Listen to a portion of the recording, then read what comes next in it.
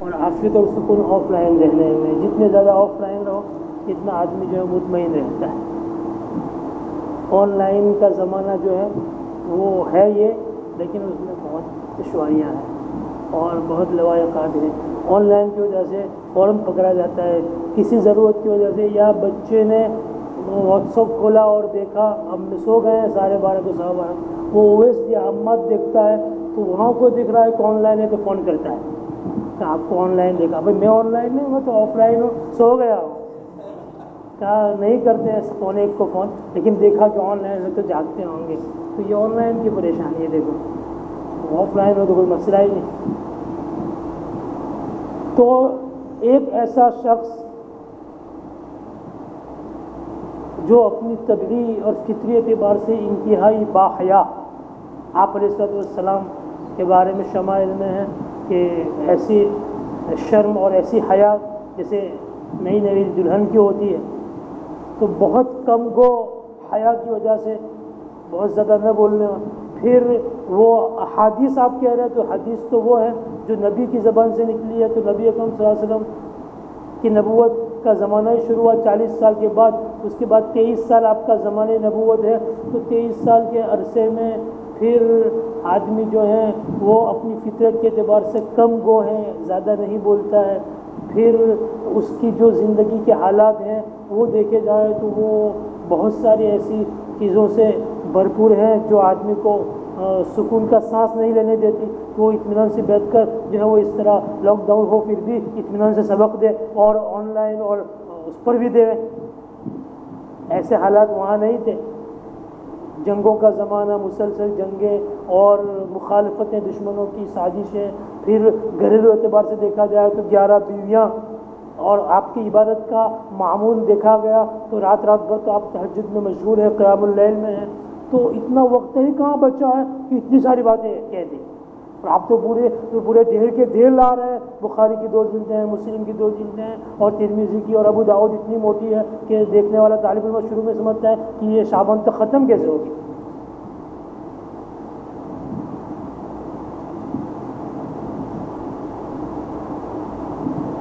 تو یہ تو سمجھ میں نہیں آنا، اتنی ساری باتیں تو وہ آدمی کہہ سکتا ہے جس نے ایک بہت لمبا زمانہ پایا ہو، زندگی کا عمر کا 100-150 سال پالے اور مسلسل بولتا رہے صبح شام، تو جا کے اتنا سارا بول پائے گا۔ تو یہ صبح بھی کوئی ایسا خاص جو ہے وہ حقیقت نہیں رکھتا ہے، اس لیے کہ انہوں نے اصل میں ان کو شبہ ہو گیا کہ ان سب کو انہوں نے حدیث کی ڈیفینیشن ہی نہیں سمجھی۔ حدیث کس کو کہتے ہیں؟ یہ جتنا ہے وہ سب جو ہے وہ جس کو حدیث ہم کہہ رہے ہیں وہ نبی اکرم صلی اللہ علیہ وسلم کے اقوال نہیں ہے فقط۔ حدیث کی جو ڈیفینیشن ہے محدثین کے یہاں وہ تو بہت وسیع ہے، حدیث کی تعریف میں سب داخل ہے،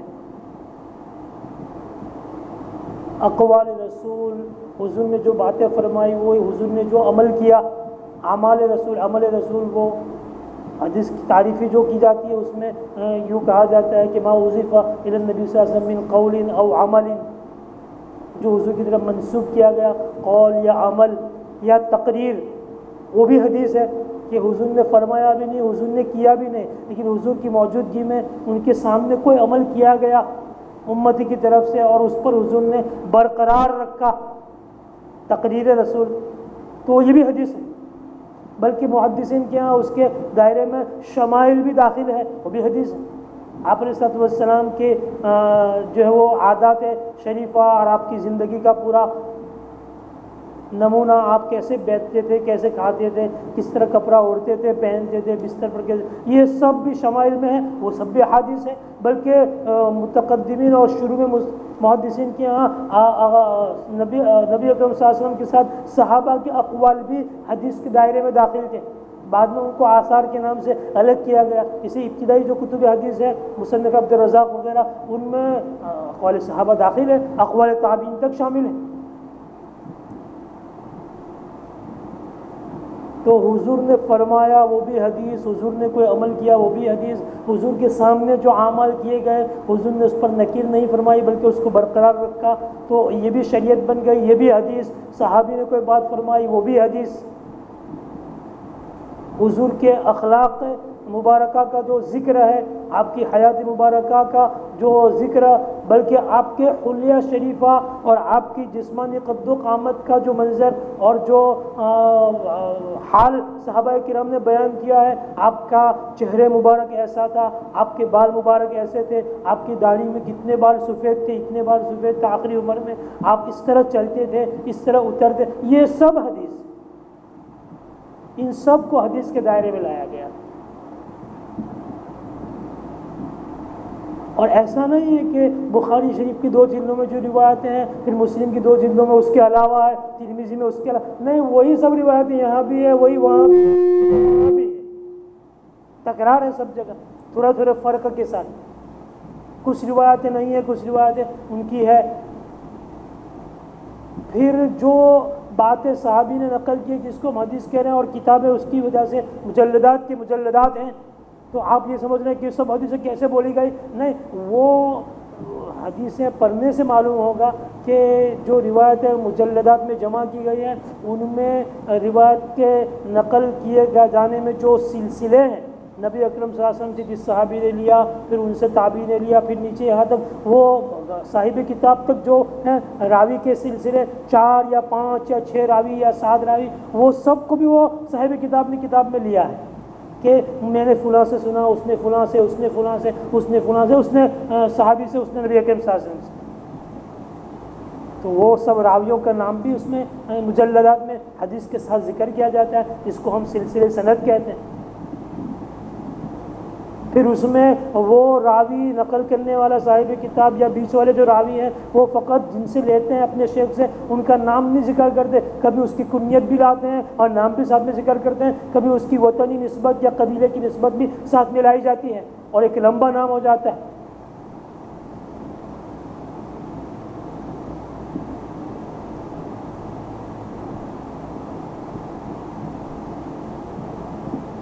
تو کنیتیں، اسماء، علم، لقب، یہ سب بھی ساتھ میں جوڑ دیا جاتا ہے۔ پھر صحابی جو نقل کرتے ہیں، جیسے میں نے کل بھی کہا تھا کہ ان کو تو رسول اللہ صلی اللہ علیہ وسلم کے اقوال سے اور حضور سے اتنا محبت کا ان کا یہ عالم تھا کہ وہ ان باتوں کو بالکل بھول نہیں سکتے تھے، اسے نقل کرنے میں وہ پورا منظر بیان کرتے ہیں، تو حدیث کے بیان میں وہ سب لایا جاتا ہے۔ اسے بسا اوقات حدیث تو فقط چھوٹی سی ایک جملہ اجمل فی الطلب حضور نے فرمایا، لیکن اس کے لیے جو روایت دیکھیں گے وہ پوری 4-5 راویوں کا سلسلہ، ان کی کنیتیں، ان کے لقب کے ساتھ، ان کے باپ کے نام کے ساتھ، پھر حضور کے نقل کرنے میں جو صحابی جس حال میں سن رہے ہیں، صحابی وہ پورا حال نقل کر رہے ہیں کہ ہم فلاں جگہ تھے، اس جگہ بیٹھے ہوئے تھے، فلاں صاحب موجود تھے، یہ ہوا، وہ ہوا، اور ایسا ہوا، اور حضور نے فرمایا اجمل فی الطلب۔ پھر ایک مصنف جیسے مسلم کا حال ہے کہ وہ ایک ہی حدیث کو 12 13 14 سنوں سے ذکر کر رہے ہیں، پوری لمبی سند لا رہے ہیں، وہ روایت نقل کی، پھر دوسری مرتبہ وہی روایت دوسری سند سے انہوں نے 12 سند سے سنی ہے، 12 شیخ سے، تو 12 کے 12 نقل کر رہے ہیں۔ ان کا مقصود ہی مسلم کے تعریف اور تسلیم میں ایک بڑا مقصد یہ ہے کہ تعدد طرق جمع کرنا ہے تاکہ استناد مضبوط ہو جائے۔ تو کئی روایتوں سے ایک ہی روایت کو تکرار کے ساتھ وہ سندوں سے ذکر کر رہے ہیں، تو اس لیے وہ ضخامت بڑھتی جاتی ہے۔ ایسا نہیں کہ سب روایت ہے، روایت اتنی ہوتی ہے اور اس کے اطراف اور متعلقات جو 4.5-5 رقیم میں ہوتے ہیں،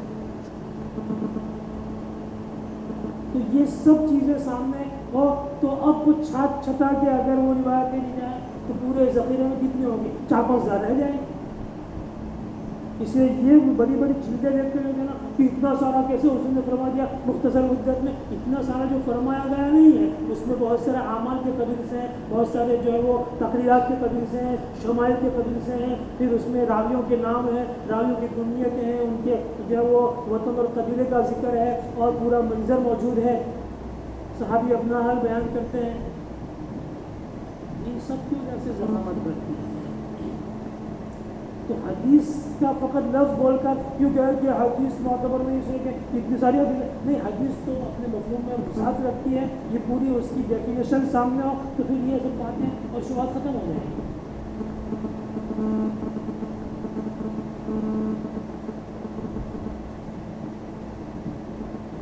حدیث یہ کہتے ہیں کہ ایک بات کہ حدیث کو حدیث جو ہے وہ مان لینے میں پریشانی ہے، نقصان بھی ہے، اس لیے بھی ہم نہیں مانتے ہیں کہ حدیث کی وجہ سے اعدائے اسلام کے ہاتھ میں اعتراضات کے ہتھیار آ جاتے ہیں. مستشرقین اور دشمنان دین جو اسلامی تعلیمات پر یا اسلامی احکام پر یا اسلامی تاریخ پر یا اسلامی واقعات پر ان کو جو اعتراض ہے وہ اعتراض اسی وجہ سے ہے کہ یہ سب حدیث کی وجہ سے. حدیث میں ذکر کیا گیا وہ پڑھ کے اس پہ اشکال کرتے کہ دیکھو ایسا ہے تمہارے یہاں ایسا ہے. اگر حدیث ہی نہ ہو, حدیث کو ہٹا ہی دیا جائے تو پھر ان مستشرقین کے لیے کوئی شکل ہی نہیں بنے, وہ کوئی اشکال ہی نہیں کر سکیں گے اور ہم جو ہے وہ ہماری تعلیمات اور ہمارا دین محفوظ رہے گا ان کے اشکالات اور اعتراضات ان کی تنقید. اس کے حدیث میں بعض اوقات حدیث متواتر قطعی ہوتی ہے, وہ قرآن کی آیت کو منسوخ کرتی ہے اور اس کا امکان ہے.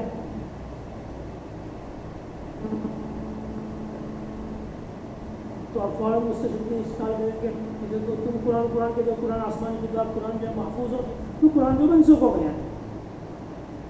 تو ایک منسوخ ہوا کیا معلوم دوسری بھی منسوخ ہو, تیسرا بھی منسوخ ہو, تیسری آیت بھی تیسرا حکم بھی اسے کس کو نسخ ہوا ہے. تو حدیث نسخ کا مطلب ہے آپ نے حدیث کو مانا تو وہ نسخ مانیں گے تو اشکال ہوگا ان لوگوں کو. اختلاف قراءات جو ہے وہ حدیث نے بتلایا ہے. کوئی یوں پڑھتا ہے, کوئی یوں پڑھتا ہے, یعلمون پڑھتا ہے, کوئی تعلمون پڑھتا ہے. تو وہ کہیں گے کہ یہ کیا ہے, کیونکہ قرآن تو آسمان سے اترا ہے تو اب یہ در کیوں پڑھتے ہیں, یہ یوں پڑھتا ہے, یہ یوں پڑھتا ہے, تو اب صحیح کون سا اس میں سے, یہ سب باتیں کیوں پیدا ہوتی ہیں. حدیث ہی بتا دو اس لیے.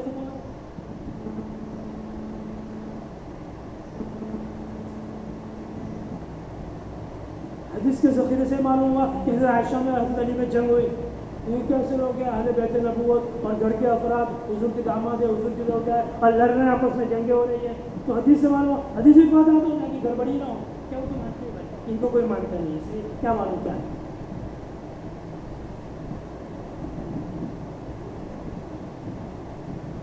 تو یہ بات بھی ان کی یہ سند ہے, یہ بھی آپ کہتے ہیں. اس لیے کہ اگر ایسا ہی ہے تو حدیث تو قرآن ہی کی شرح ہے, قرآن ہی کے مقامات کی تفسیر کرتی ہے. جہاں جہاں قرآن میں جو باتیں اجمال کے ساتھ کہی گئی مبہم یا مجمل انداز میں, تو قرآن حدیث نے اس کی وضاحت کر دی.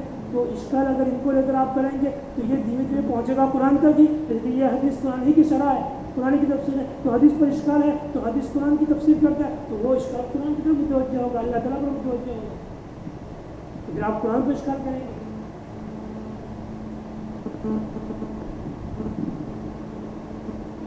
اور قرآن میں بھی ایسی باتیں ہیں, تو پھر وہاں کیا کریں گے.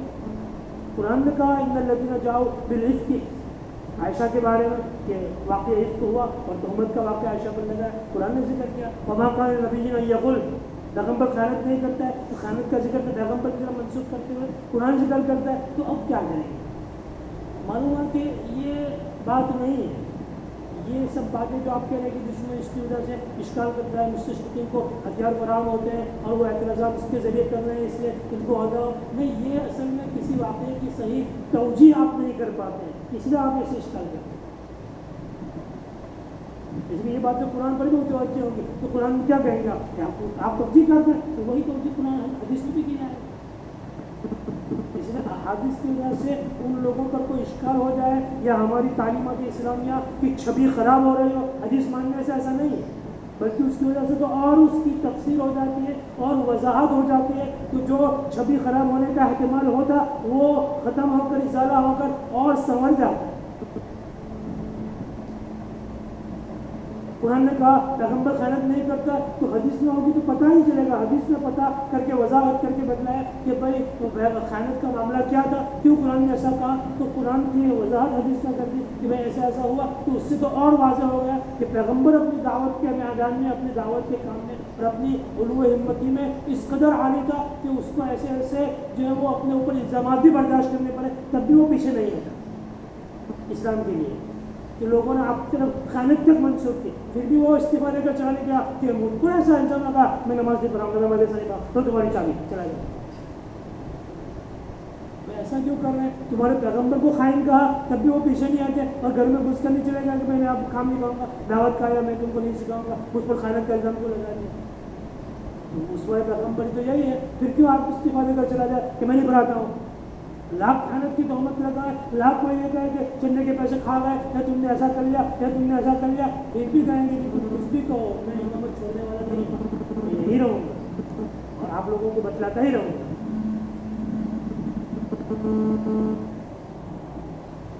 تو حدیث نے تو اور اس کی وضاحت کر کے اس کو صاف کیا کہ دیکھو پیغمبر اپنی عظیمت میں اس قدر ہے کہ اس پر ایسے اشکال کیا گیا، ایسی خیانت منسوخ کی گئی، ایسے الزامات لگائے گئے۔ تو توجیہ ہوتی ہے حدیث کے ذریعے تو ان مستشرقین کے اعتراضات کا دفعیہ ہوتا ہے، ازالہ ہوتا ہے، نہیں کہ وہ اس کی وجہ سے ان کے لیے اشکال فراہم ہوتے ہیں۔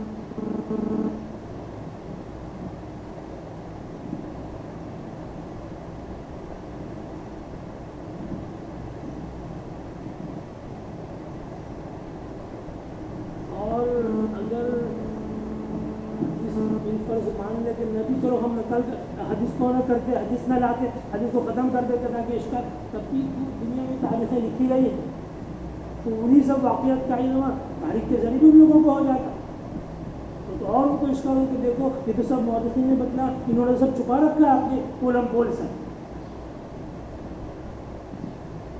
اس لیے نہیں کہنا کہ مستشرقین اس کی وجہ سے اشکال کرتے ہیں، نہیں، وہ تو ان کو ایسے ہی معلوم ہو جاتا ہے۔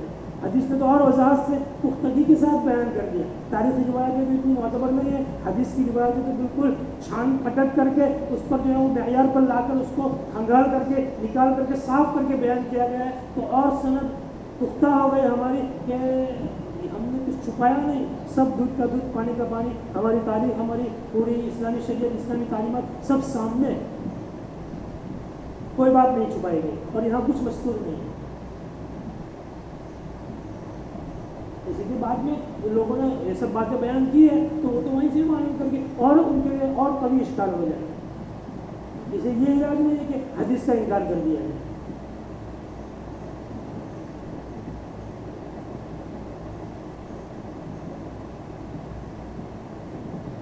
اور پہلی صدی میں امام مالک رحمۃ اللہ علیہ نے موطا لکھی ہے جس میں حدیثوں کو جمع کیا۔ اگر کوئی بات خلاف واقعہ یا ایسی بات ہوتی جو صحیح نہ ہوتی تو اکابر علم و صحابہ تابعین موجود تھے، وہ ان کو روکتے، ان پر نقد کرتے، ان پر لگام کسی جاتے کہ بھائی ایسا نہیں لکھ سکتے، لیکن کسی نے کوئی نقد نہیں کیا، مانا کہ بالکل صحیح صحیح بات ہے، سب نے قبول کیا اس کو اور معتبر مانا، اس کا نام ہی موطا اسے رکھا گیا تو بہت رائج کی ہو گئی لوگوں میں، موطا کے مانا رونڈی ہوئی، وہ اتنی عام اور اس کا رواج ہو گیا اس کا نام ہی موطا ہو گیا۔ اور اس کے بعد سلسلہ شروع ہوا۔ اس لیے یہ سب باتیں جو ان لوگوں کی طرف سے ہیں اس کے جوابات میں ہمارے علماء نے پورے کتب خانے بھر دیے، عربی میں بھی، اردو میں بھی، کتنے انکار حدیث ایسا موضوع ہے جس پر بہت لکھا گیا ہے۔ اس لیے لاک ڈاؤن کی چھٹیوں کو غنیمت شمار کر کے ان کتابوں کا مطالعہ کرنا چاہیے۔ حدیث کے طالب علم کو اردو میں پڑھے، مناسبت ہو تو عربی میں بھی پڑھے، عربی اردو دونوں میں کتابیں موجود ہیں۔ مولانا مناظر احسن گیلانی رحمۃ اللہ علیہ کی تدوین حدیث ہے، اس کا نام بھی تدوین حدیث ہے، تو اس موضوع پر لکھی ہے اور بہت اچھی کتاب ہے۔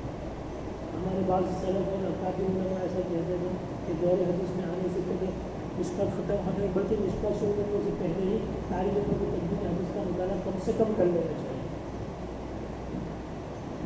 مولانا گیلانی رحمۃ اللہ علیہ ہمارے علماء دیوبند میں سے ممتاز مقام رکھتے ہیں، اس طرح کہ اللہ نے ان کو جو ہے وہ زبان اور تحریر دونوں کا ملکہ دیا ہے۔ عام طور پر ایسا ہوتا ہے کہ اہل علموں میں کسی کو تحریر کا ملکہ ہوتا ہے، تصنیف کا، وہ لکھتے ہیں بہت اچھا، تحقیقی مزاج رکھتے ہیں، لیکن بولنے میں اتنے جو ہے وہ واضح نہیں ہے یا ان کو اتنا تقریر کا ملکہ نہیں ہے۔ بعض تقریر میں ماہر ہوتے ہیں، تقریر کا ملکہ ہے، بولنے میں، وضاحت کرنے میں، پہنچانے میں، لیکن تصنیفی کام میں۔ لیکن علامہ گیلانی رحمۃ اللہ علیہ ہمارے علماء دیوبند میں کچھ لوگ ہیں، علماء دیوبند میں جن میں جامعیت نہیں ہے، ان میں علامہ گیلانی ہے، جو دونوں ہیں، بولنا تقریر کا ملکہ بھی بہت اچھا تھا اپنی حیات سے جانا، اور تقریر کے بعد سے لسانی ان کا نگارش کا انداز بھی بہت اچھا ہے اردو ادب میں۔ یعنی اردو ادب میں اچھے لکھنے والوں میں ان کا شمار ہے. لوگ علامہ ابوالکلام کلام آزاد جی کو پڑھتے رہتے ہیں اردو ادب سیکھنے کے لیے، طرز نگارش سمجھنے کے لیے. علامہ ابوالکلام کلام آزاد کا، مولانا گیلانی کا طرز نگارش بھی بہت زبردست ہے. آدمی ان کی کتاب پڑھتا ہی چلا جائے گا. جیسے آزاد کی کتاب پڑھتا ہے تو پڑھتا ہی چلا جائے، چھوڑتا نہیں اس طرح. تو تدبیر حدیث کا مطالعہ کرنا چاہیے، بلکہ ان کی سب کتابیں پڑھنی چاہیے. اور خاص طور پر حجیت حدیث میں اس سے مختصر علامہ بقی عثمانی رحمۃ اللہ برکاتہ کی کتاب حجیت حدیث، تو بہت سہل اردو میں آدمی آسانی سے اس کا مطالعہ کر سکتا ہے. اور یہ کتابیں بہت عمدہ ہے، شامی علماء کی ہے.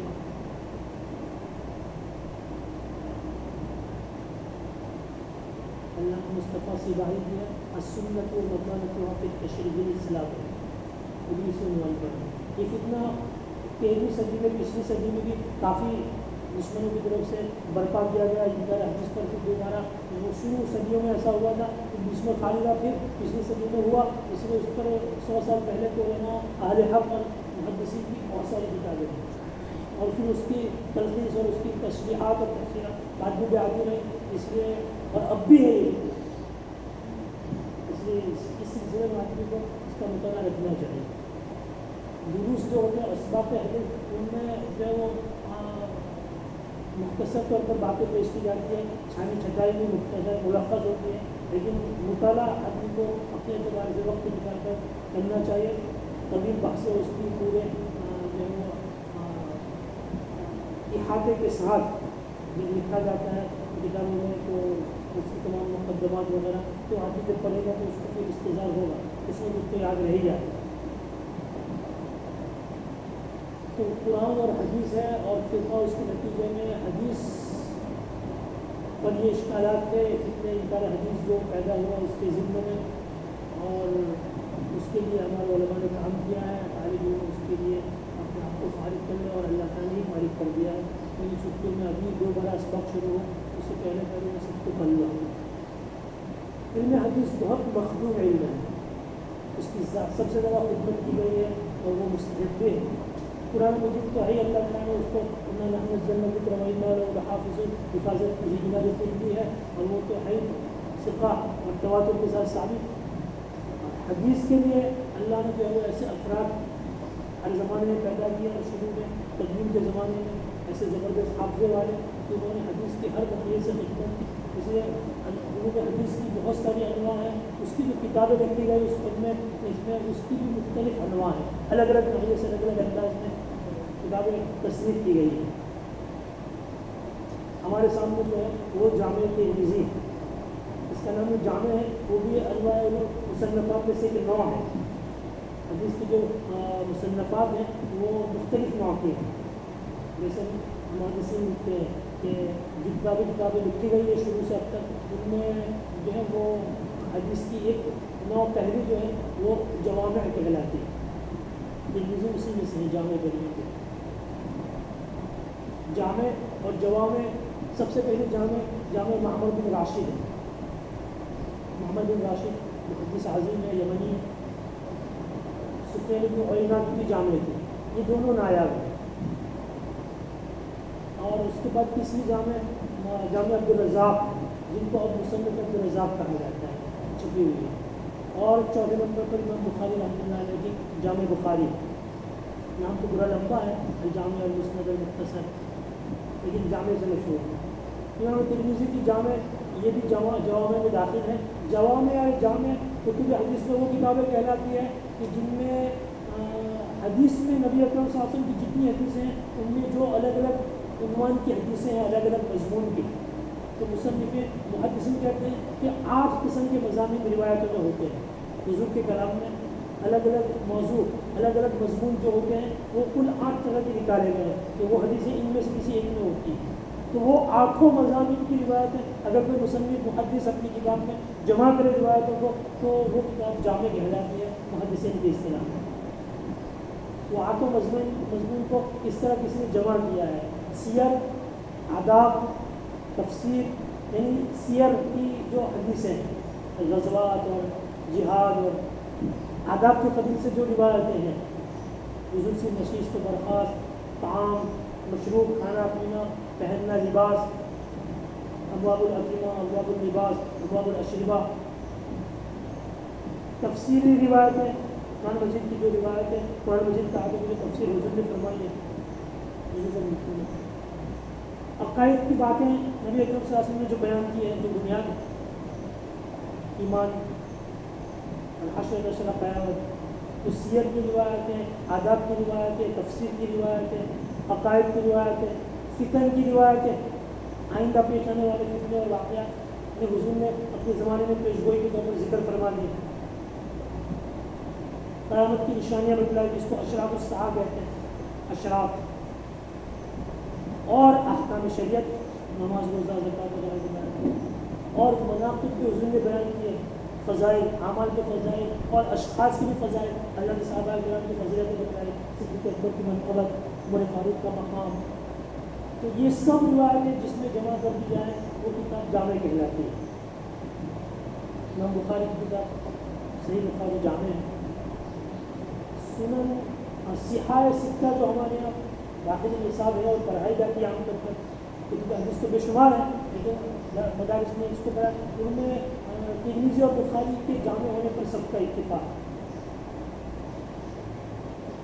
مسلم شریف، صحیح مسلم مقام میں صحت میں وہ نمبر 2 پر ہے بخاری شریف کے بعد، لیکن مسلم بھی جامع ہے کہ نہیں ہے، تو اس میں کچھ لوگ کہتے ہیں کہ یہ بھی جامع ہے، دیگر حضرات کہتے ہیں کہ نہیں جامع میں داخل نہیں ہوگی، اس لیے کہ جو 8 قسم کے مضامین چاہیے روایتوں میں، تو تفسیر کی روایت اس میں نہیں ہے، اس لیے اس کا شمار جامع میں نہیں ہو سکتا۔ بخاری شریف جامع ہے اس میں تفسیر کی روایت ہے، اگر سے مختصر ہے کتاب التفسیر اس کا، لیکن پھر تفسیر موجود ہے اس باب کے ساتھ، ابواب التفسیر، باب التفسیر۔ جو لوگ مسلم کو بھی جامع کہہ رہے ہیں ان کا یہ کہنا ہے کہ تفسیر کی روایت امام مسلم نے اپنی صحیح میں لکھی ہے، دیگر ابواب کی سنت میں آ گئی ہے، لیکن آئی اگر جب ابواب تفسیر مستقل قائم نہ کیا، لیکن تفسیر کی روایتیں کچھ نہ کچھ موجود ہے، بس جامع بننے کے لیے کچھ نہ کچھ ہونا ضروری ہے، تفسیر سے ہونا کوئی ضروری نہیں ہے، تو یہ جوامع کہلاتا ہے۔ اس طرح انواع مصنفات میں جوامع کے علاوہ سنن ہے۔ سنن کہتے ہیں کتاب حدیث، کتب حدیث میں وہ کتاب ہے جس کو فقہی ترتیب پر جمع کرے محدث، وہ ابواب فقہیہ ہے، طہارت کی، نماز، پھر صوم، پھر زکوٰۃ، پھر حج، جہاد، اس طرح جو کتب فقہ میں ابواب فقہیہ ہے اس ترتیب پر جو وہ حدیثوں کو کتاب میں جمع کیا جائے تو ایسی کتاب حدیث کو سنن کہا جائے۔ امام نسائی کی سنن، ابن ماجہ کی سنن ہے، ابو داؤد، امام ابو داؤد کی سنن ابی داؤد ہے، ترمذی شریف کو سنن بھی کہا گیا ہے، یہ جامع بھی ہے اور سنن بھی ہے، اس لیے کہ ان میں 8 قسم کے مضامین کی روایتیں موجود ہونے کی وجہ سے وہ جامع کہلاتی ہے، اور ترتیب اس کی فقہی رکھی ہے امام ترمذی نے، ابواب طہارت سے شروع کیا اور اسے وہ سنن بھی کہلاتی ہے۔ صحاح ستہ میں یہ 4 سنن ہیں، سنن اربعہ سے یہی مراد ہوتی ہے،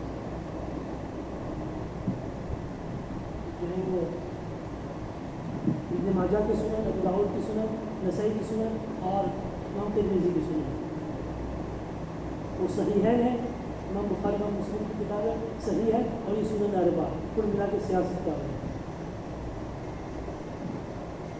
صحیح وہ 2 کتابیں ہیں، ان کو بھی تقریباً صحاح میں شمار کر کے صحاح ستہ بنا دیا گیا۔ تو جوامع ہے، سنن ہے، اس کے علاوہ مسانید، مسند کی جمع ہے۔ مسند کتب حدیث میں ایسی کتاب کو کہتے ہیں کہ جس میں صحابہ کی روایتیں ان کے نام کے ساتھ جمع کی گئی ہیں،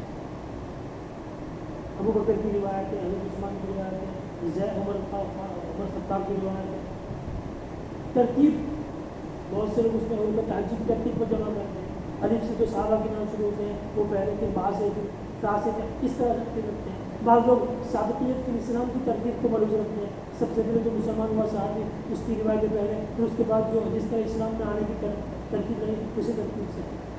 بعض فضیلت کے اعتبار سے ترتیب قائم کرتے ہیں، خلفائے اربعہ، پھر بدریین، پھر بیعت رضوان والے، بیعت عقبہ والے، اس ترتیب فضائل کی کوئی بھی ترتیب بڑا صحابہ کی روایت ہے جس میں ان کے نام کے ساتھ جمع ہوئی ہے، اس کو مسانید کہتے ہیں۔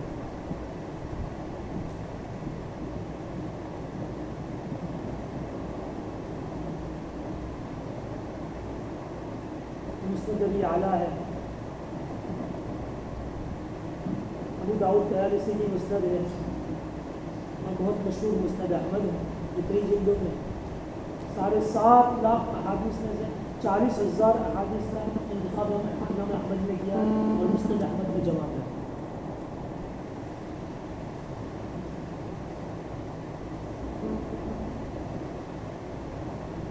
اس کے علاوہ معاجم بھی ہے انواع مصنفات میں، کتب حدیث کے انواع میں معجم کی جمع معاجم، معجم کہتے ہیں جس میں مصنف کے محدث صحابہ کی روایتیں جمع کریں نام کے ساتھ یا اپنے مشائخ میں سے ہر شیخ کی روایتیں جمع کریں۔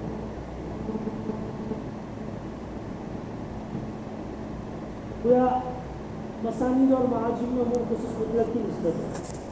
مسانید خاص ہے، صحابہ ہی کی روایتیں جس میں جمع کی گئی وہ مسند ہوتی ہے، اور معجم جس میں صحابی کی روایتیں بھی ہو سکتی ہے یا اپنے مشائخ اپنے اساتذہ کی روایتیں بھی ہوتی ہیں۔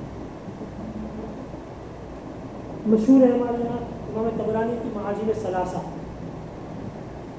طبرانی کی معجم کبیر ہے، معجم اوسط ہے اور معجم صغیر ہے۔ معجم کبیر میں انہوں نے صحابہ کی روایتیں جمع کی، اوسط میں اپنے مشائخ کی روایتیں ہر ایک کی جمع کی، اور معجم صغیر میں جو ہے اپنے مشائخ میں سے ہر شیخ کی ایک ایک روایت جمع کی، اس کو معاجم کہتے ہیں۔ اس کے بعد مستدرکات، مستدرک کہتے ہیں کہ کسی کتاب حدیث کی کسی کتاب کو سامنے رکھ کر پھر محدث اپنی کتاب کو جمع کرے، اس طور پر کہ اس کتاب کی مصنف نے جو جمع حدیث کے لیے شرائط طے کی، ان شرطوں پر روایت ملے گی تو میں اس روایت کو اپنی کتاب میں لوں گا، تو وہ سب شرطیں بعد والا محدث دیکھتا ہے اور اس کے مطابق جو روایتیں آئی ہے لیکن وہ مصنف نے اس کو نہیں دی، رہ گئی، حالانکہ وہ اس کی شرطوں کے مطابق تو آنی چاہیے تو وہ اس کو لیتا ہے اور کہتا ہے کہ یہ ان کی شرطوں پر یہ بھی آنی چاہیے، وہ کسی کتاب پر استدراک ہوتا ہے، پہلے والی کتاب پر۔ جیسے امام مسلم کی شرطیں ہیں، اب امام مسلم کی شرطوں کے بعد اور روایت ہے کہ مسلم میں نہیں آ پائی، تو بعد کا محدث آ کر کہتا ہے کہ امام مسلم کی روایت ہے امام مسلم شریف میں آنی چاہیے تھی، مستدرک استدراک ہوا، مسلم پر استدراک ہوا، اس طرح مستقل بخاری پر استدراک ہوا، مسلم پر ہوا، سب کتابوں پر ہوتا ہے۔ حاکم ابو عبداللہ یسابوری کی مشہور ہے مستدرک کا حاکم، لیکن محدثین کے یہاں حاکم کو متصاحب سمجھا گیا ہے کہ وہ بہت ساری روایت ایسی ہے جو کتب میں شرائط پر نہیں ہے، ان کا اپنا دعویٰ ہے یہ شرائط پر ہے، ہونی چاہیے۔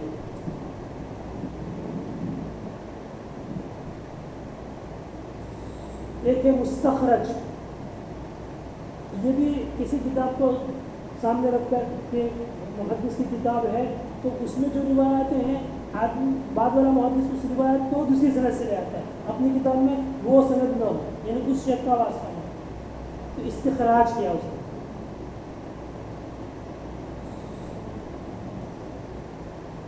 یہ خدمت حدیث کی وسعت کا اس سے اندازہ ہوتا ہے کہ کتنے ناحیے سے لوگوں نے حدیث پر خدمت کی اور کام کیا ہے یہاں سے۔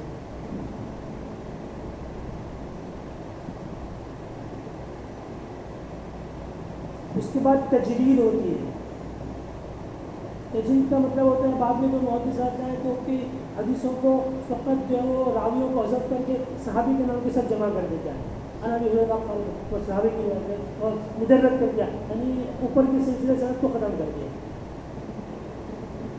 بخاری شریف میں مثلا جتنی روایت ہے سند کے ساتھ اس کو حذف کر دیا اور فقط صحابی سے روایت نہیں اور بخاری کی روایت ہے تو تجوید بخاری علامہ زبیدی کی زبیدی۔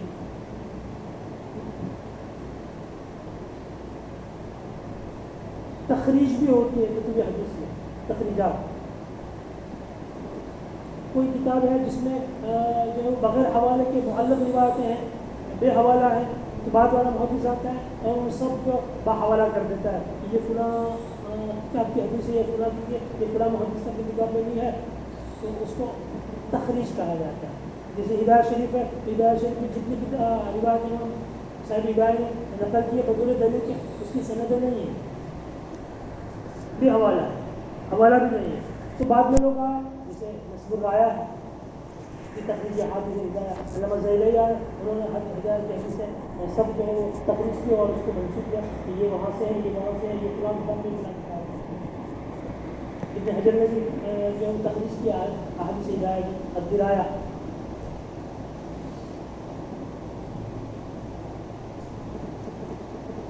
اور اس کے علاوہ بھی ہیں، مفرد ہوتا ہے، مفردات اجزاء ہوتے ہیں، اربعینیات ہیں، 40 طرح حدیثیں کسی بھی عنوان پر جمع کی جاتی ہے، اس میں بہت سارے مثالیں اس طرح کے ہماری ہیں.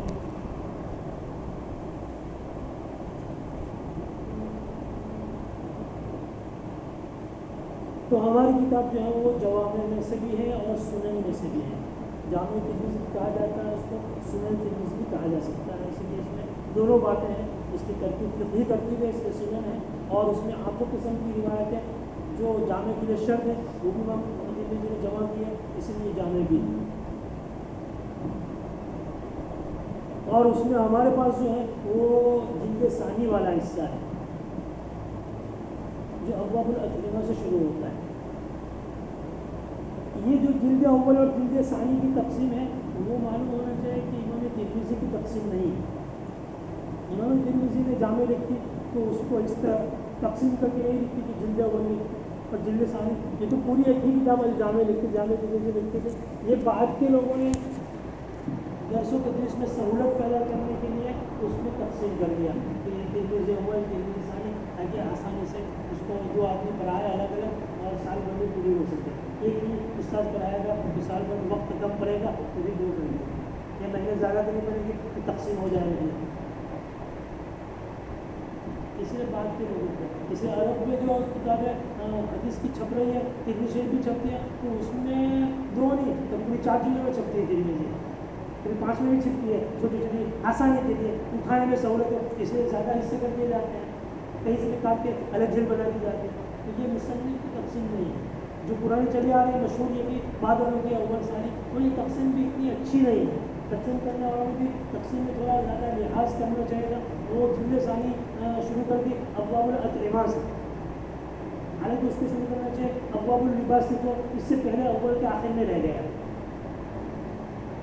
جیسے کہ ابواب اللباس اس سے زیادہ مناسب ہے. اطعمہ اور اشربہ جو شروع میں ہے تو اطعمہ اور اشربہ کے ساتھ اس کا تعلق زیادہ مناسب ہے، تو اس کو بھی ادھر آ جانا چاہیے، اس لیے کہ وہ ایک ہی ترتیب میں ہے، روٹی کپڑا اور مکان. قرآن مجید نے کہا یا بنی آدم خذوا زینتکم عند کل مسجد، تو لباس کا اختیار کرنے کا حکم دیا کہ نماز کے وقت لباس پہنو، ستر کرو. وکلوا واشربوا، یہ تینوں ایک سیاق میں قرآن نے احکام دیے کہ کپڑے پہنو نماز کے وقت ستر چھپانے والے، اور پھر نماز فارغ ہو گئے تو پھر کھاؤ بھی. تو لباس کھانا اور پینے کا حکم ایک ہی سیاق میں تھا، تو پھر زیادہ اچھا لگتا ہے کہ ابواب اللباس سے شروع ہو. لیکن کیف اتفق ابواب الاطعمہ سے شروع ہو گئی، ابواب اللباس ادھر رہ گیا ہے، تو کوئی مسئلہ نہیں ہے. یہ تو ایک بات دیکھے گا وہاں سے شروع ہو جاتے مناسب زیادہ ہے.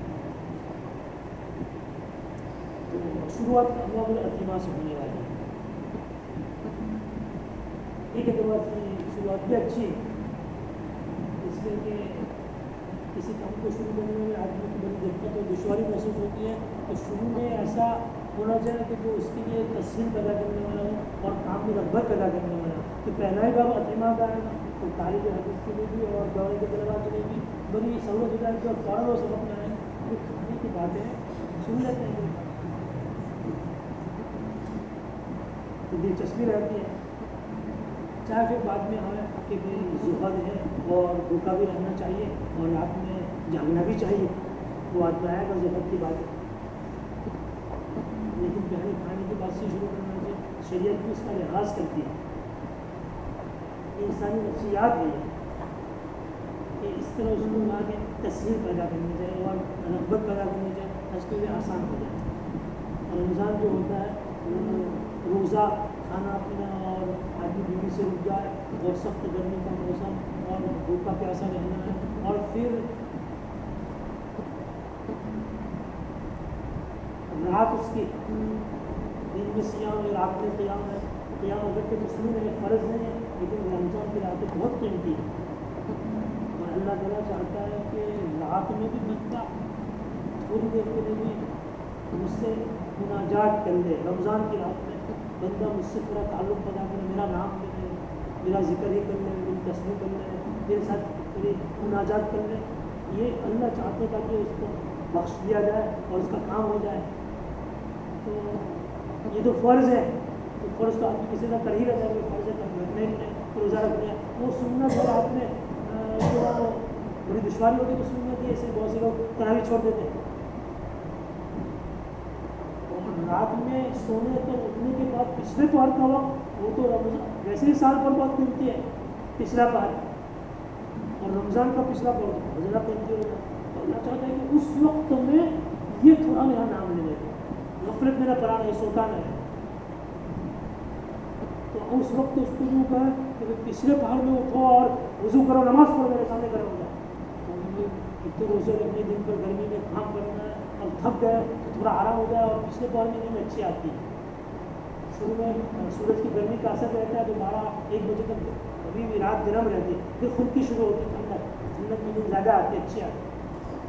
تو ایسے وقتوں میں اٹھنا اور اللہ کا نام لینا کھڑے ہونا بہت بھاری. اسے شریف نے کہا، ایسا نہیں کہا کہ تہجد میں اٹھ رہا ہے، کہا کھانے کے لیے اٹھ جاؤ، سحری کھانے کا، سحری کھانا ہے، سحری کھاؤ، سحری سنت ہے، ثواب کا کام ہے. اور کھاؤ، کھانے کے لیے ہو تو ٹھیک ہے، کھانے کے لیے وہ دشوار نہیں. اسے سحور کو سنت قرار دیا بلکہ اس کی بڑی تاکیدیں ہیں یہود اور نصارہ کے روزے میں، اور کہا میری امت کے روزے میں فرق ہے. کہا کیا؟ کہا بس فرق ہر ایک آدمی بچے، ہم کو غیر کی مشابہت نہیں اختیار کرنی، یہود نصارہ ہم نہیں بننا چاہتے. کہا یہی فرق ہے کہ وہ سحری نہیں کھاتے، تو سحری کھاؤ، ہم سحری کھاتے. تو اصل سحری کھلانا مطلوب نہیں. رات میں اتنا کھا لیا تراویح کے بعد کی اب ضرورت نہیں ہے. اللہ تعالیٰ تو یہ چاہتے ہیں کہ جب سحری کھانے کے لیے کہیں گے تو اٹھے گا تو پھر اٹھ گئے تو دو رکعت موقع ہے، چانس کا موقع ہوگا. پورے سال ہم اٹھی گئے تو پڑھ لو، ابھی وقت ہے پڑھ لے گا، وضو کر کے 2 رکعت پڑھ لے گا. کہا بس یہ مطلب. اگر کسی کو یہ سستی آئی کہ نہیں پڑھے گا، نماز آخری ہوتا ہے، آخری 15 منٹ میں صرف کھانے ہی کا لمیٹڈ وقت ہے، کوئی گنجائش نہیں کوئی نماز پڑھنے کی، تو کم سے کم وضو تو کرے گا، منہ تو کھلے کرے گا، کھلے کا وضو ہی کر لے گا. تو وضو کر لیا، یہ بھی تو ایک عمل ہو گیا. اٹھتا ہے سلاد، وضو نہ کیا، بہت تاخیر ہو گئی ہے جلدی تو ویسے ہی کلی کر کھانے میں بسم اللہ تو پڑے گا، بسم اللہ قبل میرا نام لے لیا. یہی مطلب ہے کہ آپ میرا نام لے رہے اس وقت تک. اور اچھا اگر ٹیسٹی لگا کہ فالودہ بہت عمدہ تھا جو رات میں بچ گیا تھا، الحمدللہ بولے گا تو بس میری تسبیح ہوگی، میرا ذکر ہوگا. تو یہ مطلب ہے. تو ابواب الاکمہ سے ہی شروع کرنا ہے. اچھا تو شروع کر دیں گے انشاءاللہ.